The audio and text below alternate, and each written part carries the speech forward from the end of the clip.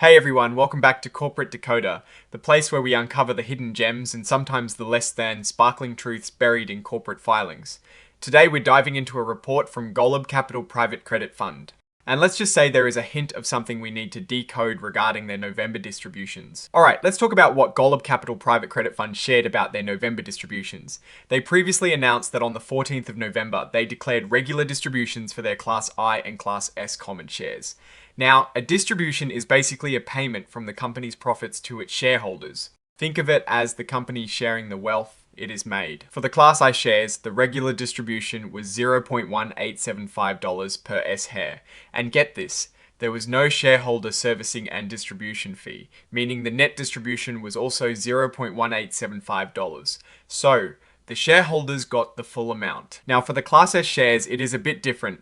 The regular distribution was also $0.1875 per S-share, but there was a shareholder servicing and distribution fee of $0.0178.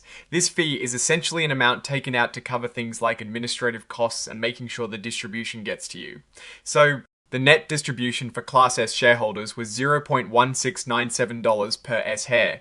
It is not pocket change, but it is less than what Class I shareholders received because of that fee. These payments are expected to be made around the 30th of December to shareholders who own shares by the end of November. And for those who participate in the fund's reinvestment plan, this cash can be automatically used to buy more shares. Now let's shift gears and look at the bigger picture of what Golub Capital Private Credit Fund is actually invested in. As of the end of October 2025, they had investments in a whopping 434 different companies, and the total value of these investments was around $9.29 billion. That is a lot of companies and a lot of money. When we look at how this money is spread out, the vast majority, 96%, is in first lien senior secured investments.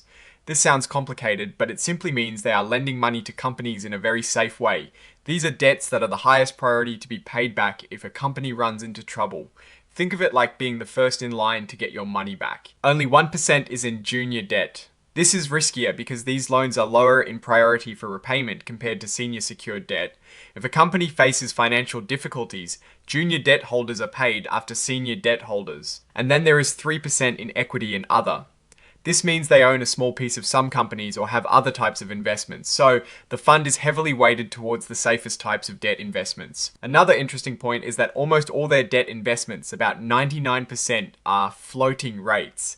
This means the interest rate on these loans can change over time. Usually based on a benchmark rate, this can be good when interest rates are going up, but bad when they're going down.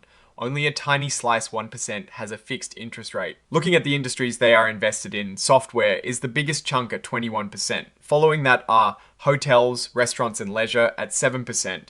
And then a few industries like diversified financial services, insurance, healthcare equipment and supplies.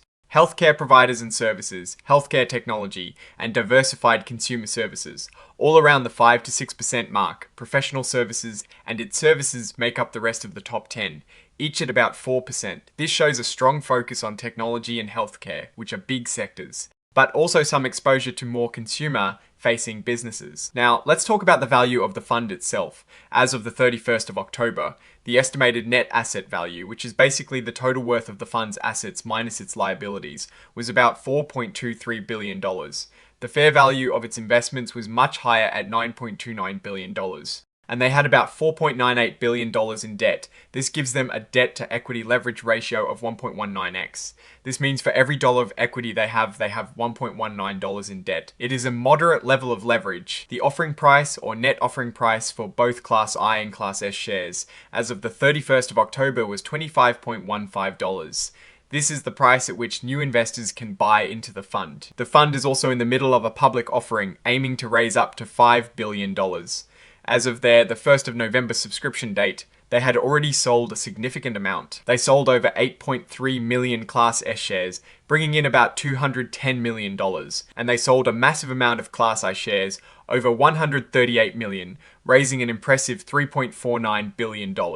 So they are clearly attracting a lot of investment, especially into their Class I shares. Alright, so what does this all mean?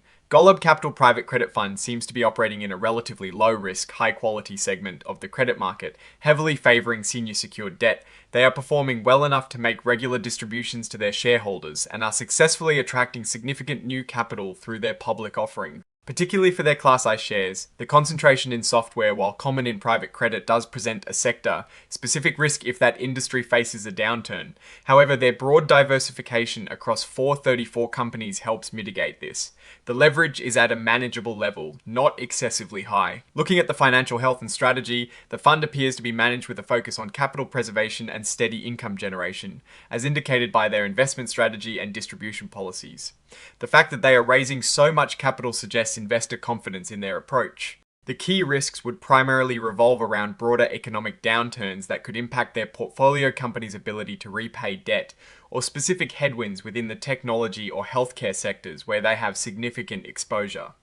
In conclusion, Golub Capital Private Credit Fund is demonstrating strong fundraising capabilities and maintaining a conservative investment strategy. While the fees on Class S shares are a point to note for investors, the overall picture is one of a well-established fund continuing to grow and provide returns.